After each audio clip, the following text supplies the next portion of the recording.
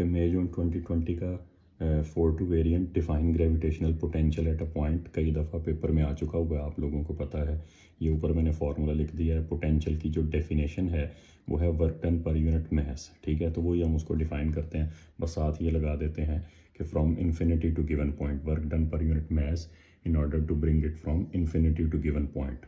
और दूसरा ये है कि उसका जो फार्मूला आपके सिलेबस में वैसे ज़्यादा यूज़ होता है फॉर अ पॉइंट मास, तो gravitational potential of a point mass होता है जी Gm/r, माइनस Gm/r है। ये आगे कहीं पे डेरिवेशन आ जाएगी, यहीं से बनती है। वर्क डन ओवर मास से वर्क डन की जगह आप Gmm/r लगाते हैं, एक m कैंसिल हो जाता है, तो ये माइनस Gm/r, इसकी डेरिवेशन आई हुई है, आगे किसी वेरिएंट में आ जाएगी। तो यहीं से ये मैंने फार्मूला लिखा था फॉर ग्राफ। देखें ये नेक्स्ट पार्ट के अंदर उसका ग्राफ उसने पूछा हुआ है। वही जो स्टेटमेंट है वो कहता है जी एक आइसोलेटेड सफियर है, रेडियस उसका r है, मास उसका कैपिटल M है, और कंसनट्रेटेड जो भी है एट सेंटर। ये कुछ एजम्पशंस ज़रूरी हैं उनको देना, लाजमी लिखते हैं। The magnitude of gravitational potential at the surface of sphere is phi, the variation with the gravitational potential distance from the centre of sphere of value d। वो कहता है जी r से 4r तक आपने वेरिएशन शो करवानी है, और ये आपके पास ग्राफ है। अब ग्रेविटेशनल पोटेंशियल और ग्रेविटेशनल पोटेंशियल एनर्जी ये दोनों by default for ever negative हैं, ठीक है। ये कभी पॉजिटिव हो ही नहीं सकते, ना ग्रेविटेशनल पोटेंशियल एनर्जी ना ग्रेविटेशनल पोटेंशियल, ये दोनों नेगेटिव ही होते हैं हमेशा, कभी पॉजिटिव नहीं हो सकते। तो उसके लिए ये फार्मूला आपके पास माइनस Gm/r, तो मैंने वहाँ से ये सिर्फ रिलेशन जो हमें रिक्वायर्ड था, क्योंकि r के साथ ग्राफ है, बाकी दोनों तो कांस्टेंट एज्यूम करेंगे ना, वैसे भी वही सेम सफ़ियर की बात हो रही है, और g तो वैसे ही कांस्टेंट है, ठीक है। तो ये आपके पास phi's is inversely proportional to minus phi's inversely proportional to minus r भी आप कह सकते हैं, phi is directly proportional to -1/r। ये दो ऑप्शंस हैं, लेकिन फिलहाल क्योंकि उन्होंने r के साथ बनाया, 1/r के साथ भी ये ग्राफ आया हुआ है पेपर के अंदर, तो phi is inversely proportional to -r। तो इस बेस पे मैंने डाटा पॉइंट्स बना लिए हैं, क्योंकि 3 मार्क्स का ग्राफ है तो ये टू द स्केल चाहिए होता है। तो अगर आप फाई इज इक्वल टू मतलब सरफेस से स्टार्ट करेंगे, इनसाइड का ग्राफ आपके सिलेबस में नहीं है कि with in the sphere potential की क्या वेरिएशन है, वो नहीं है आपके सिलेबस का पार्ट। तो आप ये कहते हैं सिर्फ हमने सरफेस से स्टार्ट करना है। तो सरफेस पे अगर फाई है तो r वैल्यू होगी 5/2 पे जाके 2r, क्योंकि इन्वर्स रिलेशन तो है लेकिन कोई पावर नहीं है, ना स्क्वायर है ना स्क्वायर रूट है, कुछ भी नहीं है। तो जब आप r को डबल करेंगे 5 हाफ रह जाएगा, ट्रिपल करेंगे 5 1/3 रह जाएगा, 4 टाइम्स करेंगे पोटेंशियल 1/4 रह जाएगा। तो वही मैंने एग्जैक्ट डाटा पॉइंट्स लगाए हैं। 2r पे जाके 0.5, 3r पे जाके 1/3 0.33 बनता है, वो मैंने अप्रॉक्सीमेटली ऐसे कर दिया। और उसके बाद ये है कि जो है वो उस पर 4 पे जाके 4r पे जाके 1/4, तो ये 20 बॉक्सेस का 1/4 5 बॉक्सेस मैंने किया। तो ये exact to the scale 3 marks के लिए बनाना होता है।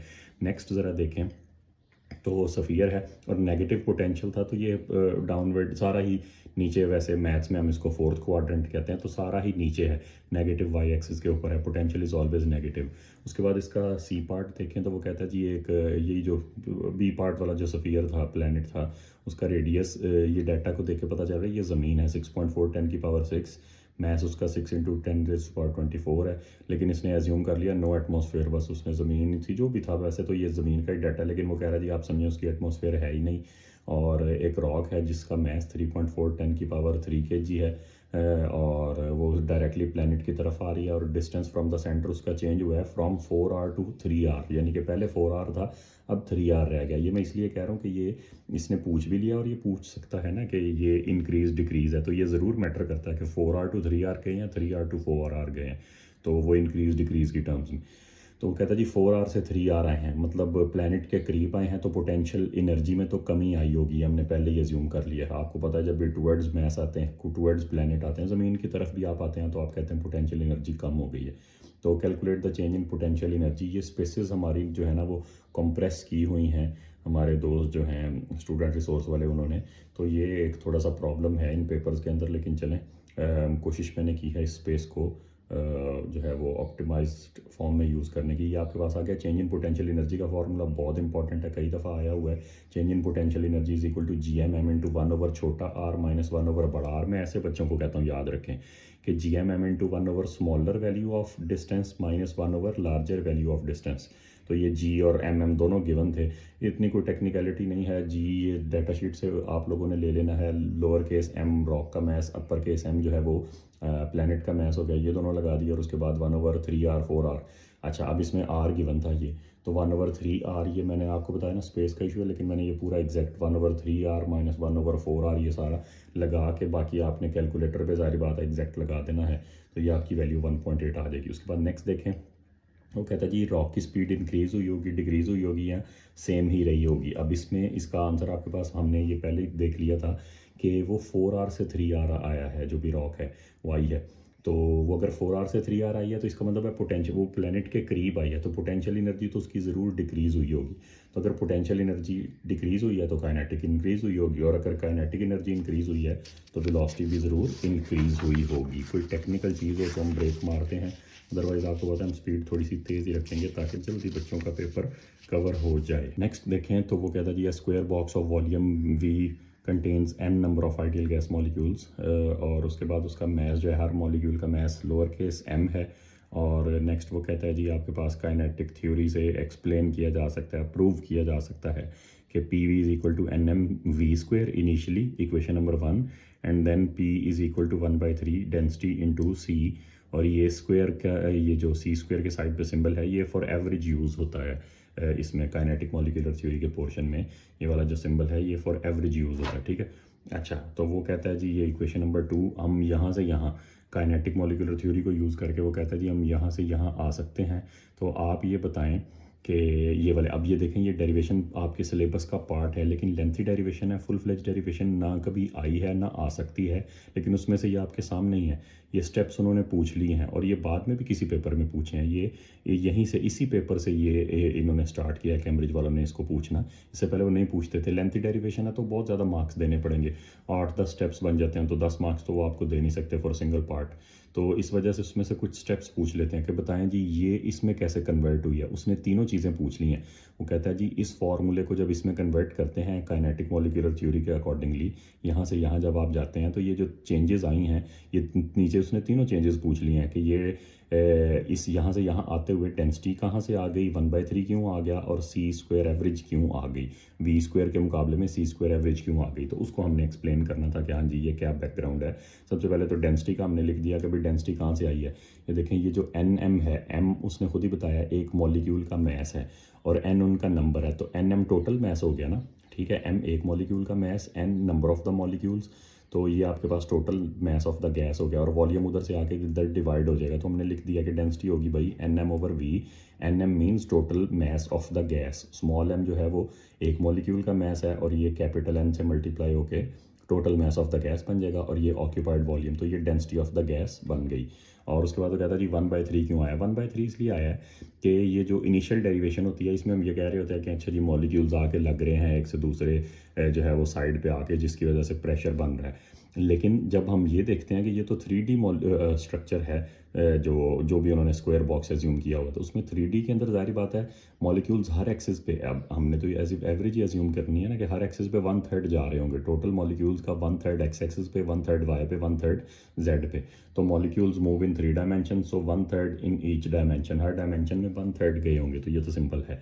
और उसके बाद ये जो c² एवरेज आई है, ऊपर v² था, तो हम ये कहते हैं कि भाई मॉलिक्यूल्स की बहुत सारी डिफरेंट स्पीड्स हैं, वो आपको ऑलरेडी पता है ओ लेवल से ही कि मॉलिक्यूल्स जो होते हैं किसी भी गैस सैंपल के अंदर उनकी बहुत सारी स्पीड्स होती हैं। तो उसमें से हमने कहा कि भाई हमने एवरेज यूज़ करनी चाहिए, तो ये एक्चुअली एवरेज का सिंबल है, तो ये कोई भी स्पीड थी और ये जो है एवरेज स्पीड आ गई, ठीक है।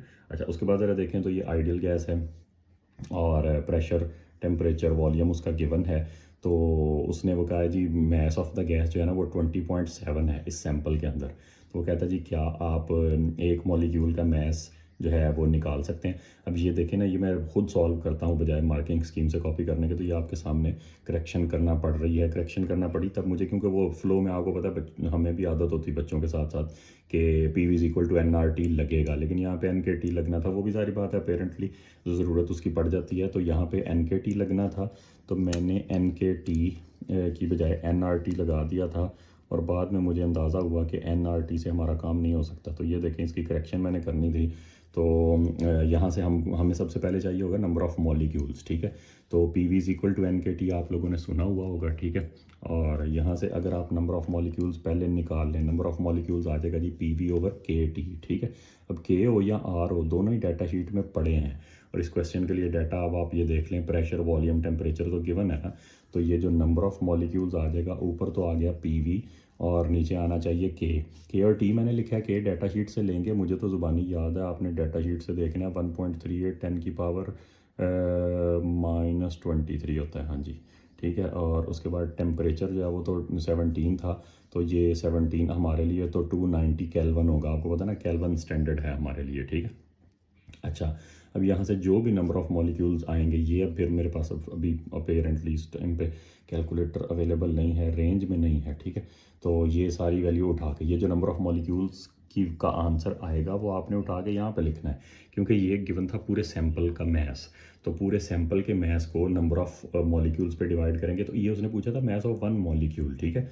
तो ये आपके पास एक मॉलिक्यूल का मैस, इसीलिए 4 पार्ट का था, इतना 4 मार्क्स का पार्ट था, इतना सीधा आमतौर पे आता नहीं है कि जी P V is equal to N R T आपने लगाना हो तो 4 नंबर मिल जाए।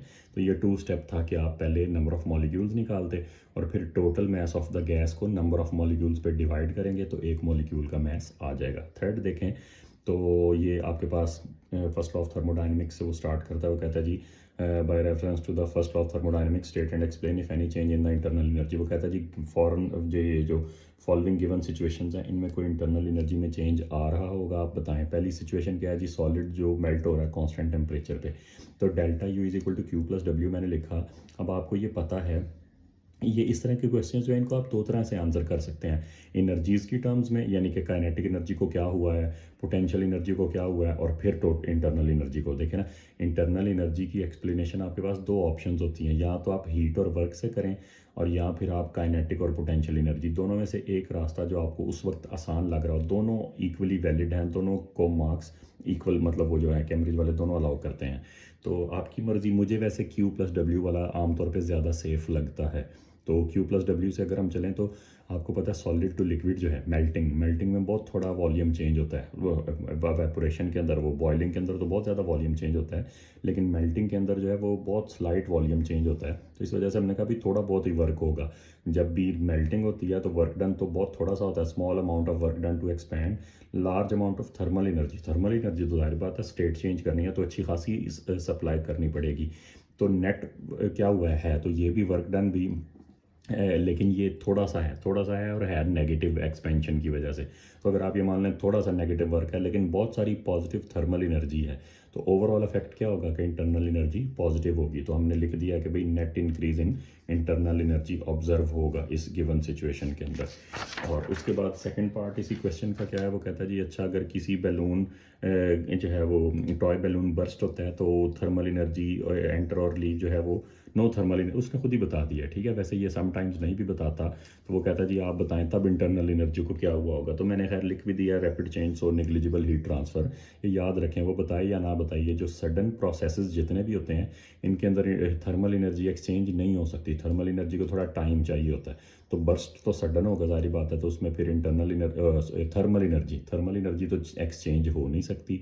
हाँ एक्सपेंशन हुई है, जब गैस टॉय बैलून से बाहर आएगी तो एक्सपैंड होगी, नेगेटिव वर्क होगा। एक्सपेंशन वाला वर्क डन नेगेटिव है, कंप्रेशन वाला पॉजिटिव है, तो हमने कहा जी नेगेटिव वर्क है इसलिए इंटरनल एनर्जी भी नेगेटिव होगी। वही जो आपके पास delta U is equal to Q plus W, मैं तो वही आपको बताया ना, रिकमेंड वही करता हूँ। इंटरनल वो जो काइनेटिक और पोटेंशियल एनर्जी से अगर एक्सप्लेन करने की कोशिश करें तो कभी कभार हमें कंफ्यूजिंग हो जाता है। तो इसमें हमने कहा भाई क्यू तो ज़ीरो है, आपने खुद ही कह दिया क्वेश्चन में, वो ना भी कहते तो हम सडन प्रोसेसेस में क्यू को ज़ीरो कर देते हैं, तो डेल्टा यू जो है वो डब्ल्यू के इक्वल हो जाएगी।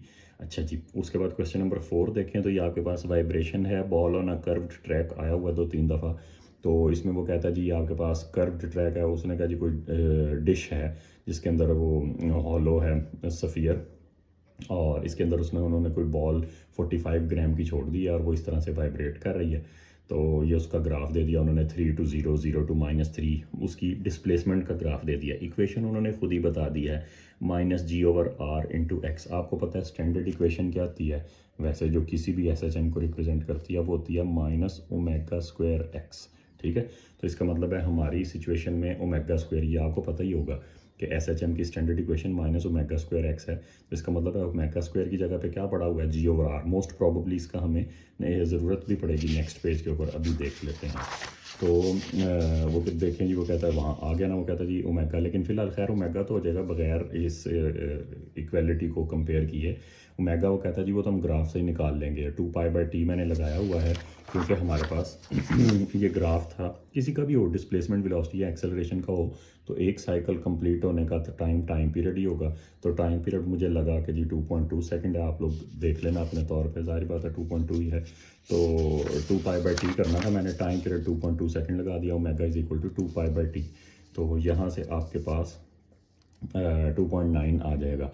और नेक्स्ट ज़रा देखें तो ओमेगा स्क्वायर है। अब ये ओमेगा स्क्वायर कैसे पता चला हमें, G/R हमें पता है स्टैंडर्ड इक्वेशन, ये देखें ना, स्टैंडर्ड SHM की इक्वेशन, कोई भी दुनिया का SHM हो वो ओमेगा स्क्वायर एक्स होता है, लेकिन इस गिवन सिचुएशन में वो कह रहे हैं जी माइनस G/R एक्स है, तो G/R जो है ओमेगा स्क्वायर की जगह पे पड़ा हुआ है, तो इस वजह से हमने G/R को ओमेगा स्क्वायर कह दिया, हमने यही मैंने नेक्स्ट पेज पे किया है। तो ये देखें जी ज़रा, यहाँ पे जो आपके पास ओमेगा स्क्वायर है उसको मैंने G/R कह दिया, तो R रेडियस जो वो ट्रैक का पूछ रहे थे वो कैसे आ जाएगा, G divided by omega square, G बच्चा बच्चा जानता है 9.81, और ओमेगा स्क्वायर की जगह पे ऊपर हमने ओमेगा 2.9 फाइंड कर लिया है। अब ये देखें तो ये आपके पास मैक्सिमम स्पीड पूछ लिया उसने, मैं ये मेरा ख्याल है तीसरा पेपर है A2 का, और ये तीसरी दफ़ा फार्मूला यूज़ हो रहा है। मैं साथ साथ आपको बता ही जा रहा हूँ ना कि ये कुछ चीज़ें हैं जो विद एक्सपीरियंस हमें पता है कि ये सबसे ज़्यादा दफ़ा SHM के चैप्टर में सबसे ज़्यादा दफ़ा, आसान सा फार्मूला है लेकिन सबसे ज़्यादा दफ़ा ये यूज़ हुआ है मैक्सिमम वेलोसिटी का। तो मैक्सिमम वेलोसिटी होती है जी एम्पलीट्यूड इनटू ओमेगा, ठीक है, और एम्पलीट्यूड हमने पिछले पेज से रीड कर लिया क्योंकि वो 3 सेंटीमीटर ऊपर नीचे जा रहा था, ये मैंने 3 लगा दिया है पिछले ग्राफ में, ये बार बार पेज मुझे लगता है टर्न करने से आप लोग डिस्टर्ब होंगे, तो इस वजह से एम्पलीट्यूड जो अगर आपने पीछे क्वेश्चन के अंदर फॉलो किया है तो वो 3 सेंटीमीटर बन रहा था, ठीक है, तो ये 3 सेंटीमीटर 3 × 10⁻² मैंने कर दिया। ओमेगा हम ऊपर फाइंड कर चुके हैं, इनको आप सिंपल मल्टीप्लाई कर लेना और ये हो गया। अच्छा जी, उसके बाद ये देखें तो ये मुझे अब देख के समझ आ रही है, ये पार्ट में मेरे से स्किप हो गया था, ये आपके सामने लाइव बना लेते हैं इसको। Some moisture collects on the surface of dish so that the motion of the ball becomes lightly damped. वो कहता है जी लाइटली डैम्प हो गई है, line to show the lightly damped motion of the ball for the first 5 seconds of the release. कहता है जी लाइटली डैम्प हो गई है, तो आप ऐसा करें, मॉइस्चर की वजह से थोड़ी सी लाइटली डैम्पिंग हो गई है, तो आप इस ग्राफ को बनाने की कोशिश करें। तो याद रखें लाइट डैम्पिंग को आपने शो ऐसे करना है कि पहला क्वार्टर साइकिल है बिल्कुल सिर्फ, तो मेरी तरफ से तो 100% रिकमेंडेड है क्वार्टर, फर्स्ट क्वार्टर को तो ऐसे सीधा ही आने दें, उसके बाद लाइट डैम्पिंग आपने ऐसे शो करवानी, थोड़ा सा हल्का सा, बिल्कुल मैं तो कहूँगा एक स्मॉल बॉक्स ऐसे कर लें।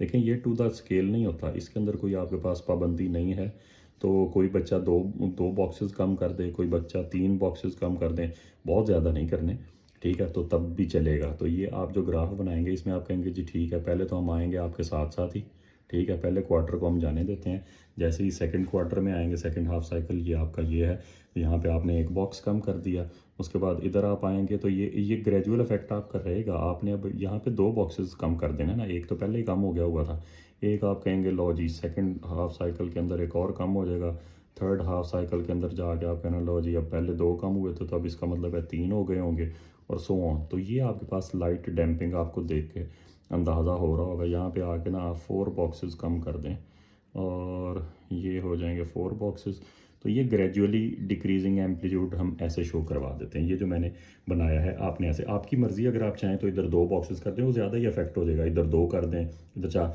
अच्छा, इसमें भी कोई ज़रूरी नहीं है कि आप 2-4 बिल्कुल इतना है, ये होता है स्केच होता है रफ़, तो अगर ये रफ़ स्केच है तो इधर कोई बच्चा 1 बॉक्स कर दे, इधर 1.5 बॉक्सेस हो जाएं, इधर 3 हो जाएं, सो ऑन।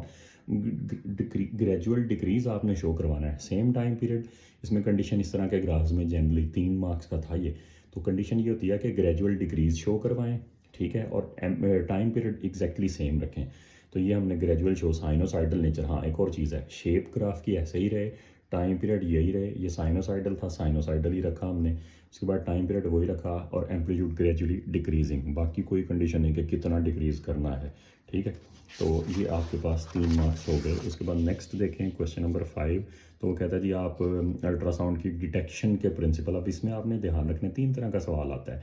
डिटेक्शन का अलहदा से आता है, जनरेशन का अलहदा से आता है, और ओवरऑल तो 8 नंबर या 6 नंबर का आता है कि जनाब अल्ट्रासाउंड के अंदर टोटल क्या प्रिंसिपल्स इन्वॉल्व हैं पूरी मेडिकल डायग्नोसिस के अंदर। तो ये सिर्फ डिटेक्शन के थे। तो डिटेक्शन में हमने ये कहा कि भाई ये रिफ्लेक्टेड पल्सेज आएंगी, ज़ाहिर बात है रिफ्लेक्टेड ही आएंगी, जनरेशन में जनरेटेड पल्सेज आएंगी, ठीक है, प्रोड्यूस्ड पल्सेज। तो रिफ्लेक्टेड पल्सेज आई होंगी पेशेंट से, बॉडी से, जो भी ऑब्जेक्ट से, और उसके बाद ये है कि वो क्वार्ट्ज क्रिस्टल पे आके लगेंगी। तो आपको पता है ये पीजो इलेक्ट्रिक होता है। पीजो इलेक्ट्रिक क्रिस्टल जब उस पर वो 2 वे काम करता है कि अगर उस पर पल्सेस आके पड़ें तो वो वोल्टेज जनरेट करता है, और अगर उसको वोल्टेज दें, ऑल्टरनेटिंग वोल्टेज दें, तो वो पल्सेस जनरेट करता है। मैं बच्चों को ऐसे कहता हूँ कि हम इसको दबाएं तो वोल्टेज देता है, वोल्टेज दें तो दब जाता है, ठीक है। तो ये वापसी पे तो हम इसको दबा रहे हैं तो इसको वोल्टेज देना चाहिए। तो जब रिफ्लेक्टेड पल्सेस आती हैं तो ये बेचारा कंप्रेस एक्सपैंड होता रहता है, ठीक है, पल्सेस में होता है उसकी वजह से। तो दूसरा वेव्स होती हैं वो, तो वो पॉजिटिव नेगेटिव साइकिल की वजह से ना अल्टरनेटिंग करंट ही जनरेट होता है इसमें। ये खुद अल्टरनेटिंग करंट की वजह से पहले अल्ट्रासाउंड बनाता है, और वापसी पे जब अल्ट्रासाउंड वेव्स आके लगती हैं तो ये अल्टरनेटिंग वोल्टेज इसके अंदर जनरेट हो जाता है।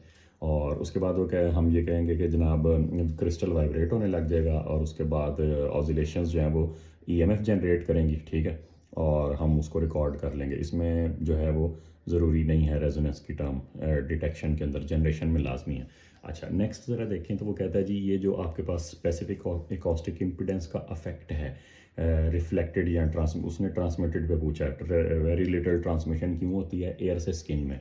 इसके लिए जनरल फार्मूला मैंने ये लिख दिया है कि रिफ्लेक्टेड इंटेंसिटी याद रखें, वो डायरेक्टली प्रोपोर्शनल है डिफरेंस ऑफ एकॉस्टिक इम्पिडेंसेस। अब अगर आप में से जिनको फार्मूला नहीं पता तो एग्जैक्ट फार्मूला ये होता है, हम उसको कहते हैं अल्फा, इंटेंसिटी रिफ्लेक्शन कोफिशिएंट कहते हैं। वो होता है जी, डेफिनेशन तो उसकी है reflected intensity over incident intensity, और वो इक्वल टू होता है Z1 minus Z2 divided by Z1 plus Z2 और इस सारे का स्क्वायर। ये Z1 और Z2 कौन है?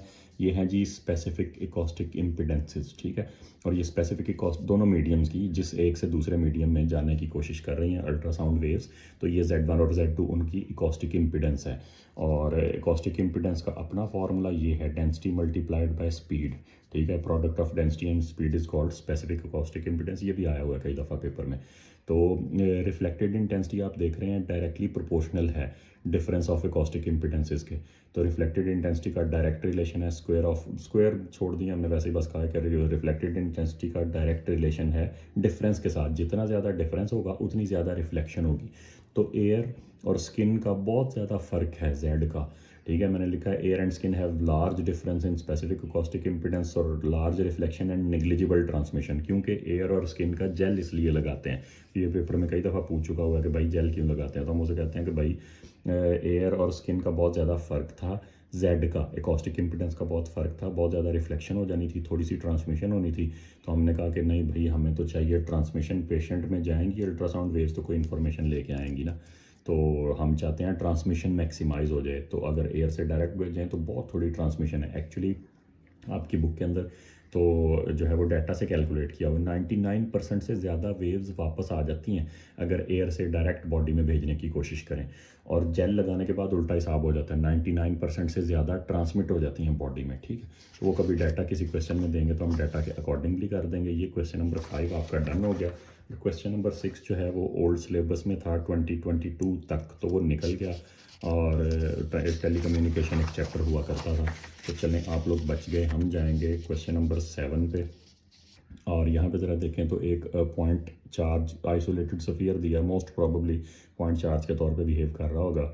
और उसके बाद वो कहता है जी इलेक्ट्रिक फील्ड स्ट्रेंथ, तो ये आप लोगों ने कई दफ़ा किया होगा। फोर्स पर यूनिट 2 मार्क्स हैं, per unit positive point charge ज़रूर लिखें। Force per unit charge 1 number मिल जाता है, और पॉजिटिव चार्ज स्टैंडर्ड होता है इलेक्ट्रिक फील्ड के अंदर, तो हमें कहना चाहिए force per unit point positive charge. ये डेफिनेशन है, ये फार्मूला है जी इलेक्ट्रिक फील्ड स्ट्रेंथ का, force per unit point positive charge ऐसे करके, ठीक है। अच्छा, अब वो कहता है जी आप इस फिगर से रेडियस निकाल के दिखाएं। तो आप याद रखें इलेक्ट्रिक फील्ड स्ट्रेंथ का जो ग्राफ होता है वो फील्ड अंदर जीरो होती है, जहाँ तक फील्ड जीरो होती है वही रेडियस होता है। Inside the sphere field zero होती है, सरफेस पे मैक्सिमम और फिर आर स्क्वायर के साथ कम होने लग जाती है। जिनको फार्मूला नहीं पता, ये वैसे मैंने लिख तो दिया है इलेक्ट्रिक फील्ड स्ट्रेंथ का, मैं आमतौर पर ऐसे प्रेफर करता हूँ ताकि ग्रेविटी के साथ कंपेयर हो जाता है, ग्रेविटी के चैप्टर के साथ, कि electric field strength of a point charge को मैं लिखता हूँ के क्यू ओवर आर का स्क्वायर, ऐसे करके, ठीक है।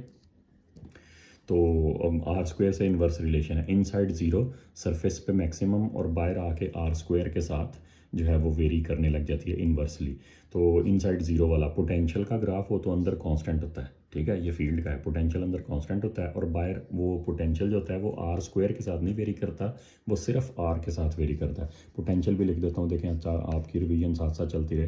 पोटेंशियल हो तो वो के क्यू ओवर आर होता है, और ये जो के है ये कैम्ब्रिज वाले लिखते हैं ऐसे, K is equal to 1/4 pi epsilon naught, ये है के, ठीक है। तो के लिखा जाए तो ना कंपैरिजन अच्छा रहता है आसानी से ग्रेविटेशन के चैप्टर के साथ, तो मैं इसलिए के की फॉर्म में लिखता हूँ के क्यू ओवर आर पोटेंशियल और के क्यू ओवर आर स्क्वायर जो है वो इलेक्ट्रिक फील्ड, ठीक है। तो नेक्स्ट ज़रा देखें तो के की जगह पे आप 1/4 पाई एप्सिलॉन नॉट, जब आपका दिल करे। अच्छा यहाँ से मेरे पे से एप्सिलॉन नॉट स्किप हो गया, मैं अभी देख रहा हूँ, मैंने आपको बताया ना ये मैं खुद सॉल्व करता हूँ बैठ के, मार्किंग स्कीम तो कॉपी आप खुद भी कर सकते हैं। अच्छा यहाँ पे इनसाइड ज़ीरो जो है आपके पास फील्ड, वहाँ तक उसका रेडियस है, तो फील्ड इधर तक ज़ीरो है, ये 4 है, ये 6 है, ये 5 हो जाएगा, 4 और 5 का हाफ 4.5, इतना आसान रीडिंग है तो मैंने लिख दिया read of from the graph. आप डायरेक्ट भी लिख सकते थे, लेकिन एक्सप्लेन किया करें कि भाई मैं ग्राफ से रीड ऑफ करने लगा, और बल्कि यहाँ पे जगह थोड़ी थी तो मैंने लिखा नहीं, आप ज़रूर मेंशन करें कि वो रेडियस होता है जहाँ तक फील्ड ज़ीरो है। 2 मार्क्स थे ना, तो आप इसमें बताएं कि we know that inside a sphere field strength is zero, so I read off from the graph that R is 4.5। तो ऐसे लिखा करें, मैं तो ज़रूर 100% ये रिकमेंड करता हूँ, प्रॉपर एक्सप्लेनेटरी पेपर किया करें। और फिर इलेक्ट्रिक फील्ड, वो कहता है जी चार्ज निकाल के दें। इलेक्ट्रिक फील्ड का ग्राफ था, चार्ज इसी फार्मूला से आएगा, electric field strength of a point charge K Q over R square करनी थी, तो हमने Q over 4 pi epsilon naught R square किया, और चार्ज क्या आ जाएगा 4 पाई एप्सिलॉन नॉट रेडियस का स्क्वायर इनटू इलेक्ट्रिक फील्ड, सारी values 4 pi epsilon naught, data sheet से रेडियस हमने ही बताया है 4.5 सेंटीमीटर, और इलेक्ट्रिक फील्ड सरफेस पे कितनी थी, सरफेस हमने रेडियस यूज़ किया ना, तो सरफेस वाली फील्ड, सरफेस पे फील्ड कितनी थी, मुझे लगता है 18, आप लोग रीड कर लेना, उम्मीद है यही आएगा। तो ये 18 इंटू 10⁻⁵, ये 10⁻⁵ स्किप ना कर देना आप लोग। अच्छा जी, तो ये आपका क्वेश्चन नंबर 7 हो गया हाफ डन। और आगे चलें तो वो कहता है जी आप अल्फ़ा पार्टिकल जो है ना वो इस स्फीयर से 8 सेंटीमीटर्स दूर है, एक अल्फ़ा पार्टिकल इस स्फीयर से 8 सेंटीमीटर दूर है, क्या आप उसकी एक्सेलरेशन निकाल सकते हैं? हाँ जी ज़रूर निकाल सकते हैं।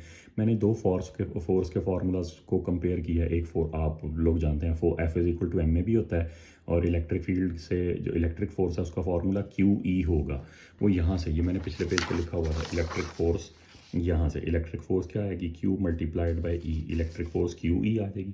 अब इसमें सिर्फ टेक्निकल क्या था, आपने 8 सेंटीमीटर पे आके ना फील्ड रीड करनी थी, ठीक है, क्योंकि देखें मैंने फार्मूला तो रीअरेंज कर दिया कि एक्सेलरेशन, इन दोनों को इक्वेट किया, ma और QE को इक्वेट करें तो एक्सेलरेशन आती है QE over m।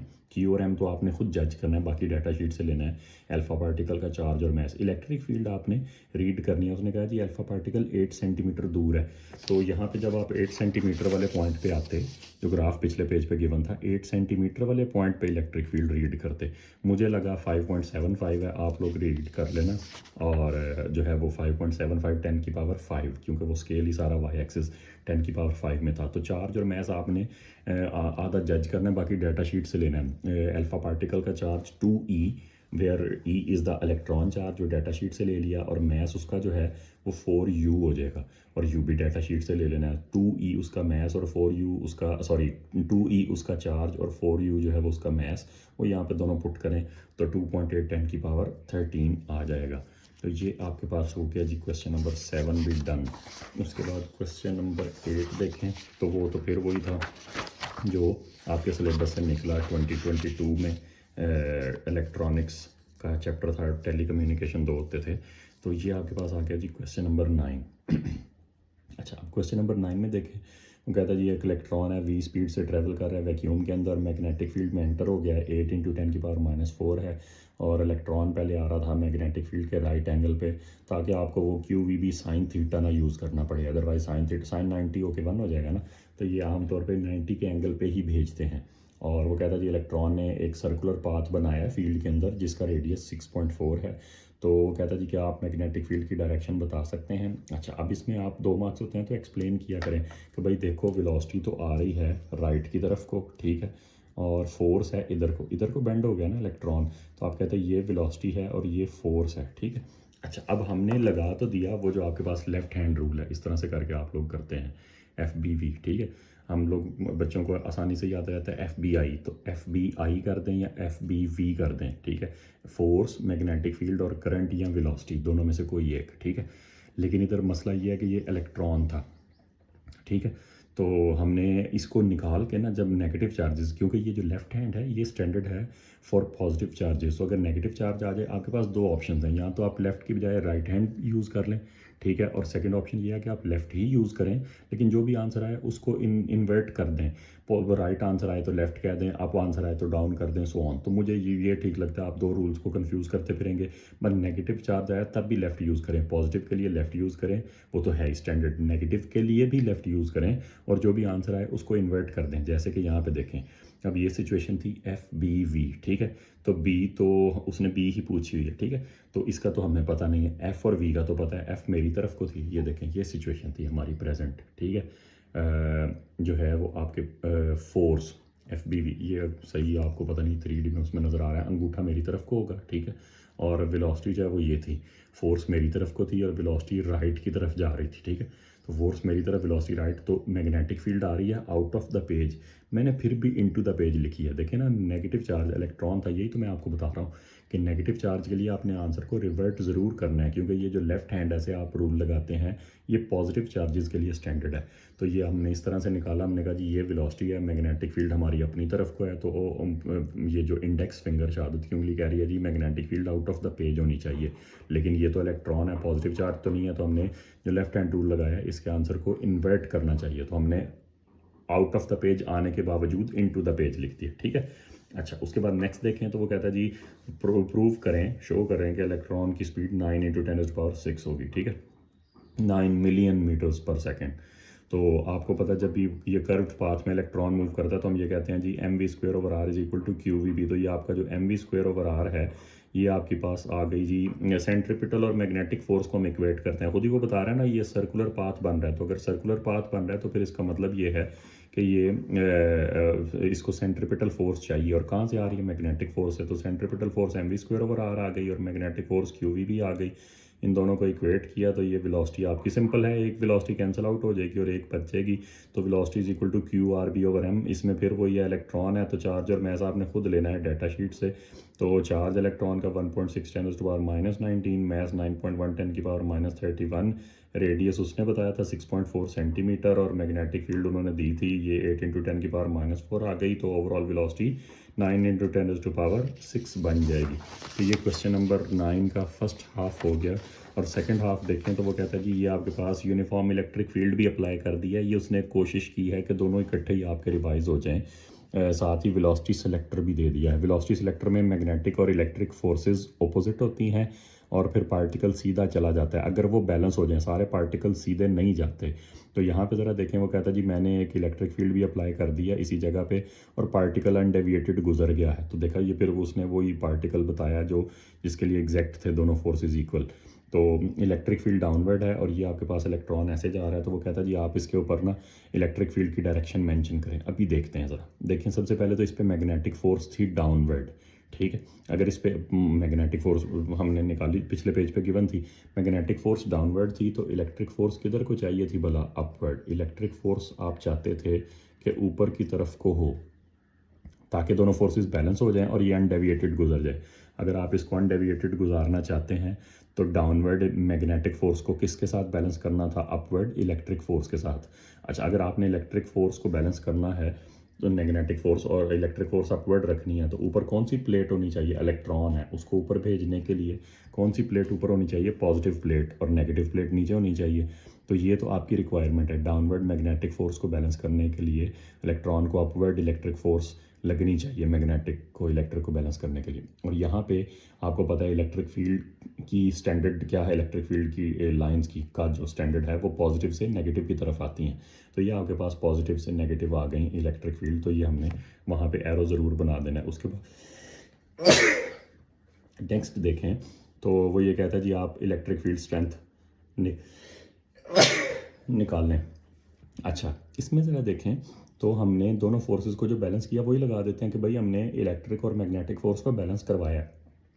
Electric force QE होती है, दूसरी दफ़ा आ गई है इस पेपर में, और मैग्नेटिक फोर्स QVB ये भी दूसरी दफ़ा ही आ गई है। तो ये रिवीजन ऐसे हो रही होती है, अगर आप ध्यान से पेपर को गो थ्रू करें तो QE और QVB को हमने बैलेंस किया, Q कैंसिल हो गया, इलेक्ट्रिक फील्ड आनी चाहिए velocity into magnetic field. Velocity हमने पिछले पेज पे हम ही ने फाइंड की है और मैग्नेटिक फील्ड उन्होंने दी हुई थी, तो वेलोसिटी और मैग्नेटिक फील्ड को मल्टीप्लाई करें तो ये आपका आ जाएगा। नेक्स्ट ज़रा देखें तो वो कहते हैं जी इलेक्ट्रॉन को अगर हम अल्फा पार्टिकल से रिप्लेस कर दें तो पाथ ऑफ इलेक्ट्रॉन पे क्या फ़र्क पड़ेगा, इनिशियल पाथ जो इलेक्ट्रॉन का था उसके मुकाबले में अल्फा पार्टिकल के पाथ को क्या फ़र्क पड़ेगा। याद रखें वेलोसिटी सिलेक्टर के अंदर मैस और चार्ज दोनों से कोई फ़र्क नहीं पड़ता, ना मैस की वैल्यू से, मैस से तो वैसे ही फ़र्क नहीं ना पड़ना चाहिए, ना मैग्नेटिक फोर्स को ना इलेक्ट्रिक फोर्स को। इसमें इलेक्ट्रिक और मैग्नेटिक फोर्स को हम बैलेंस करते हैं तो मैस का इफेक्ट नहीं होता। हालांकि अपेरेंटली लगता है चार्ज का होना चाहिए, लेकिन चार्ज कैंसिल नहीं हो गया। ये देखें ज़रा, अगर अल्फा पार्टिकल लाएंगे तो इलेक्ट्रिक फोर्स भी डबल हो जाएगी, मैग्नेटिक फोर्स भी डबल हो जाएगी। कोई भी और चार्ज ले आए सोचें, देखें क्यू ने तो कैंसिल होना ही होना है, कोई भी और चार्ज आप इलेक्ट्रॉन प्रोटॉन कुछ भी लेके आएँ तो चार्जेस तो कैंसिल आउट ही हो जाने हैं। तो इस वजह से चार्ज से भी फ़र्क नहीं पड़ता, ना चार्ज के साइन से फ़र्क पड़ता है, ना चार्ज के मैग्नीट्यूड से फ़र्क पड़ता है। ये आपने ज़रूर याद रखना है, ठीक है। तो वेलोसिटी सिलेक्टर में सिर्फ फ़र्क पड़ता है वेलोसिटी से, मैग्नेटिक फील्ड से, इलेक्ट्रिक फील्ड से। ज़ाहिर बात है वेलोसिटी सिलेक्टर है तो वेलोसिटी से तो फ़र्क पड़ेगा। और इलेक्ट्रिक फील्ड बढ़ा देंगे तो वो इलेक्ट्रिक फोर्स के साथ चला जाएगा पार्टिकल, मैग्नेटिक फील्ड बढ़ा देंगे तो मैग्नेटिक फोर्स के साथ चला जाएगा। तो हमने कह दिया कि भाई वेलोसिटी पे डिपेंड करती है, मैस पे डिपेंड नहीं करती, इस वजह से कोई फ़र्क नहीं पड़ेगा, ठीक है। अच्छा, उसके बाद ज़रा देखें तो नेक्स्ट पार्ट है वो कहता है जी फैराडेज लॉ डिफाइन करें, तो वो तो हम कई दफ़ा कर चुके हुए हैं। EMF is direct induced, EMF is directly proportional भी लिख सकते हैं, इक्वल भी लिख सकते हैं, और rate of change of magnetic flux भी लिख सकते हैं, और मैग्नेटिक फ्लक्स लिंकेज भी लिख सकते हैं, ठीक है। तो ये हो गया क्वेश्चन नंबर पार्ट। बाकी मुझे लगता है ये सारा कैंसिल हो जाएगा। उसकी वजह देखें ट्रांसफार्मर भी निकला है आपके सिलेबस में से 2022 में, तो ये मैंने सारा ही कैंसिल, ट्रांसफार्मर भी निकल गया। अब देखें अपेरेंटली तो ये फैराडेज लॉ है, लेकिन प्राइमरी सेकेंडरी वो सारा फिर वो तो ट्रांसफार्मर के रेफरेंस है ना क्वेश्चन, तो वो निकल गया सारा ही। और फिर एनर्जी बैंड्स हुआ करते थे वो भी निकल गए आपके सिलेबस से। तो ये आज का पेपर तो अच्छा जा रहा है। इस तरह से क्या आप ज़ाहिर बात है ज़्यादा देर बैठना नहीं पड़ता, फिर ये बड़ी सहूलत होती है जेन जी को। अच्छा, अब इसका पार्ट बी जो था ये क्वांटम का क्वेश्चन था, एक्चुअली क्वांटम में होता था एनर्जी बैंड, तो निकल गए हैं सिलेबस से। इसमें ज़रा देखें तो वो कहता है जी स्ट्रक्चर ऑफ कॉपर क्रिस्टल उसको एग्जामिन करना था, तो इलेक्ट्रॉन को किसी वोल्टेज में से गुजार के, ये ना एक टॉपिक है क्वांटम फिज़िक्स में, wave nature of a particle. तो पार्टिकल्स अगर वेव के तौर पे बिहेव करें तो वो क्रिस्टल्स को स्टडी करने के काम आ सकते हैं। उसको इलेक्ट्रॉन डायफ्रैक्शन भी कुछ लोग पढ़ाते हैं। ज़ाहिर बात इलेक्ट्रॉन डायफ्रैक्ट होता है आपके सिलेबस में जब वेव के तौर पे बिहेव करता है, तो ये वो वाला टॉपिक है। उसमें से वो कहता है जी डी ब्रॉगली वेवलेंथ अगर इलेक्ट्रॉन की हमने ये अचीव करनी है तो बताएं कितने वोल्टेज में से उसको गुजारना है, ठीक है। अच्छा, अब इसमें ज़रा देखें तो लैम्डा का फॉर्मूला जो डी ब्रॉगली वेवलेंथ होती है, अगर पार्टिकल वेव के तौर पे बिहेव करे तो उसकी वेवलेंथ आती है h/mv से, ठीक। लेकिन यहाँ हमें रिप्लेस करना पड़ेगा मोमेंटम की जगह 2mqv, ठीक है। 2mqv का स्क्वायर रूट मोमेंटम की जगह लिखना पड़ेगा। वो मैंने नीचे लिख तो दिया है, एक्सप्लेन नहीं किया। ये प्रॉपर एक डेरिवेशन है, 3 दफ़ा पेपर में आई हुई है, show that mv is equal to 2mqv। और यहाँ पे आपने 4 मार्क्स से आपने खुद ही अपने पास से लिख देना था ये प्रूफ, तो उसको तो नहीं चाहिए प्रूफ, वो कहता जी मुझे तो सॉल्व करके दो। तो जिस बच्चे को ये नहीं याद ये प्रूफ, तो वो कहाँ से करेगा, उसको कैसे याद होगा कि लो जी वोल्टेज कहाँ से लेके आऊँ इस मोमेंटम की जगह पे। तो ये एक प्रॉपर प्रूफ है, ये आप कमेंट्स में मेंशन करें अगर आपको ये प्रूफ चाहिए। तो मैं A2 के प्रूफ जो है इंपॉर्टेंट वाले उसकी अलहदा से एक जो है ना वो वीडियो बना दूंगा, और आप लोगों की इंगेजमेंट ज़रा कम आ रही वीडियोस के ऊपर, तो वो लाइक सब्सक्राइब वाला काम भी करें और साथ कमेंट्स किया करें। देखें, टाइम मेरे पास कम था, मैंने जब चैनल स्टार्ट किया तो मैं पूरा सिलेबस तो इस साल कवर कर नहीं सकता था, तो उसमें से फिर ये है कि जो आप लोगों को प्रॉब्लम्स हैं वो मेरे साथ शेयर करेंगे तो मैं उस पर वीडियो बनाऊंगा ना कि लो जी ये बना देते हैं, क्वांटम फिजिक्स कर देते हैं, फोटो इलेक्ट्रिक इफेक्ट कर देते हैं, न्यूक्लियर जो आप बताएंगे तंग कर रहा है तो वो करेंगे। तो अगर आप डेरिवेशंस कमेंट्स में मेंशन करें तो इंशाल्लाह हम डेरिवेशंस की एक छोटी वीडियो बना देंगे, जो भी इंपॉर्टेंट डेरिवेशंस हैं A to Q सारी एक ही वीडियो में। तो ये डेरिवेशन आई हुई है, तो हमने तो फिलहाल मोमेंटम की जगह सीधा लिख दिया 2mqv का स्क्वायर रूट। और नेक्स्ट ज़रा देखें तो इसको फिर मैंने ज़ाहिर बात है वोल्टेज चाहिए था, तो मैंने पूरी इक्वेशन का स्क्वायर किया तो एच स्क्वायर और लेमडा स्क्वायर आ जाएगा, बाकी सारे तो स्क्वायर रूट के अंदर हैं। तो H square over lambda square था, वोल्टेज उधर चला गया, बाकी इसको रीअरेंज किया तो ये प्लांक्स कांस्टेंट डाटा शीट से लिया और लेमडा स्क्वायर उसने लेमडा गिवन था उसका स्क्वायर कर दिया 2 इंटू मैस। और सारी बात है इलेक्ट्रॉन की बात हो रही है तो चार्ज और मैस दोबारा आ गया दूसरी दफ़ा डाटा शीट से। डाटा शीट A2 में बहुत काम आती है A2 के क्वेश्चंस के दौरान, तो ये चार्ज और मैस दोनों वहाँ से हमने लिए हैं, तो ये आपका आसानी से हो जाएगा। इसमें ये टेक्निकल बात है, ये डेरिवेशन अगर आपको करनी पड़े तो ये मोस्ट प्रोबेबली लास्ट क्वेश्चन है। इसमें ज़रा देखें तो वो कहता है जी मैस डिफेक्ट पहले डिफाइन करें। तो इसमें हम ये कहते हैं जी न्यूक्लियॉन्स का जो टोटल मैस था और न्यूक्लियस का जो मैस है उसका डिफरेंस, लेकिन ये टर्म इसमें लाजमी है when they are separated by infinity. ठीक है, अगर वो इन्फिनिट डिस्टेंस से सेपरेट हों तो तब उनका जो मैस है, ठीक है, their total mass when they are separated by infinity, और उसका difference from the mass of nucleus और मैस ऑफ न्यूक्लियॉन्स का डिफरेंस।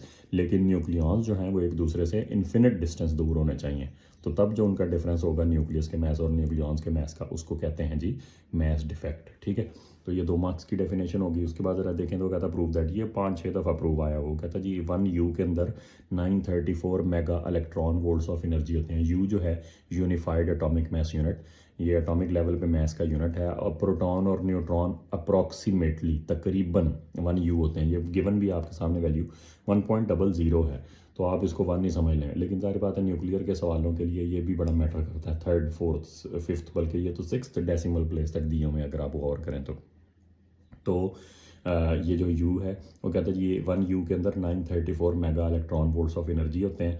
तो वो हमने MC स्क्वायर तो कर दिया, और उसमें से ये मैंने ज़रा स्टेप्स खा गया हूँ। MC स्क्वायर में मैस मैंने सीधा ही डाटा शीट से U की वैल्यू ले ली 1.66 10 की पावर -27, और C स्पीड ऑफ लाइट का स्क्वायर। अच्छा मैंने लिख के स्क्वायर भी कर दिया, वाह, ये देखें ना, ये फिर होता है। अब मम्मी आपको यहाँ से इधर से क्लियर हो गया होगा, मैं कोई मार्किंग स्कीम कॉपी नहीं करता, खुद सॉल्व करता हूँ।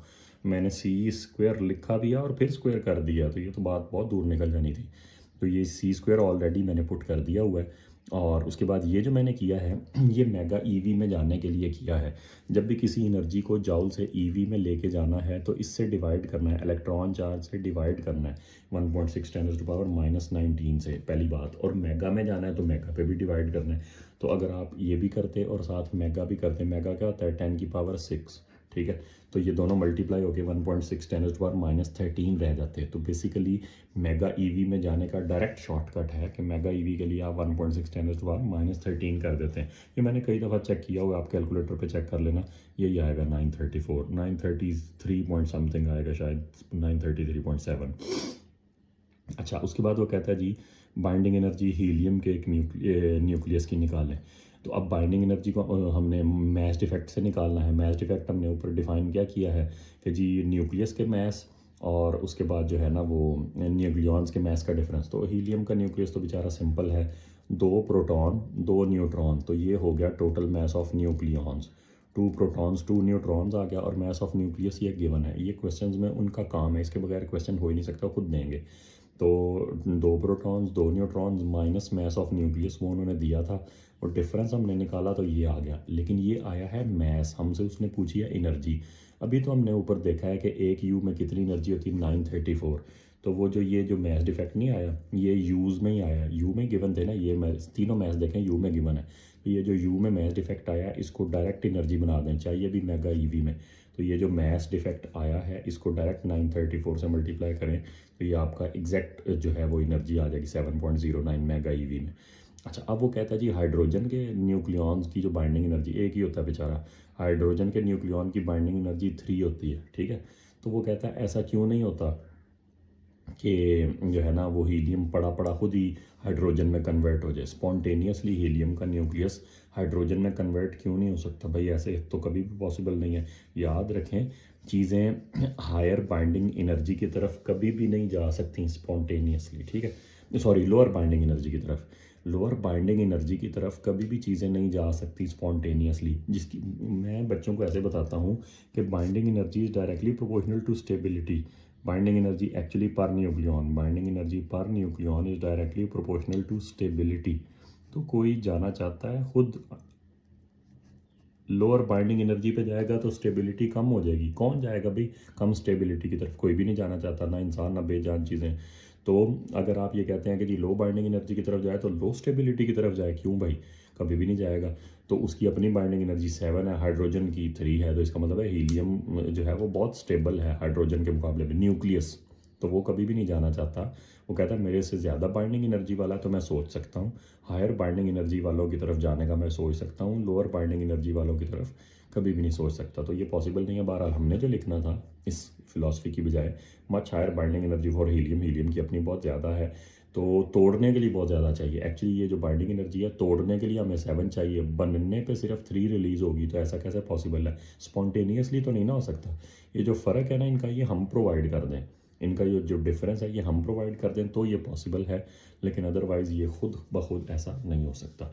तो उम्मीद है आपको वीडियो से फ़ायदा हुआ होगा। अगर हुआ है तो लाइक सब्सक्राइब करें, बाकी भी ताकि वीडियोज़ आप तक पहुँचती रहें, दूसरों के साथ शेयर करें। मिलते हैं इसके नेक्स्ट पार्ट के अंदर, और आप टॉपिक्स जो है वो कमेंट्स के अंदर ज़रूर मेंशन करें जिन टॉपिक्स पे आपको वीडियो चाहिए, जिन टॉपिक्स पे आपको प्रॉब्लम है A2 में। और फिर मिलते हैं नेक्स्ट वीडियो में। अल्लाह हाफ़िज़।